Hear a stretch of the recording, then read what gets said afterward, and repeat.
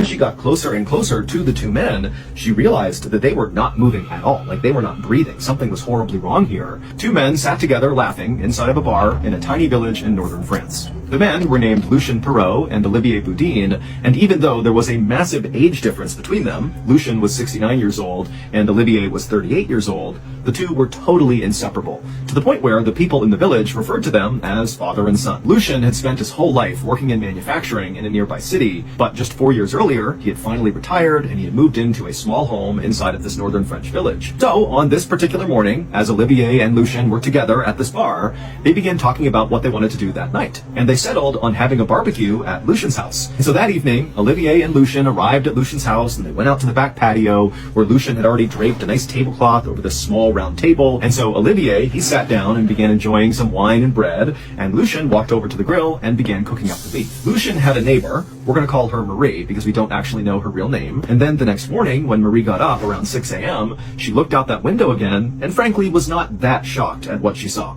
Lucien was still just sitting at the table, looking like he could be eating some bread or still drinking wine, and Olivier had clearly passed out on the ground. Now, Marie didn't judge. She knew these two liked to stay up late and drink and do stuff like this, and so she thought, you know what? None of my business. Then, at 9 a.m., so 3 hours after Marie had first woken up, she left her house to go to another neighbor's house. She glanced into his back garden patio, and she saw Lucien was still just sitting at the table, and Olivier was still passed out on the ground. It was like they hadn't moved for 3 hours.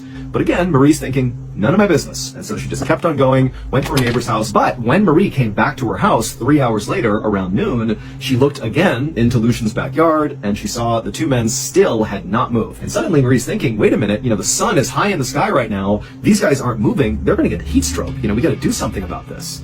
And so she yelled out to Olivier and Lucien, but she got no response. And so Marie just walked into Lucien's backyard. And as she got closer and closer to the two men, she realized that they were not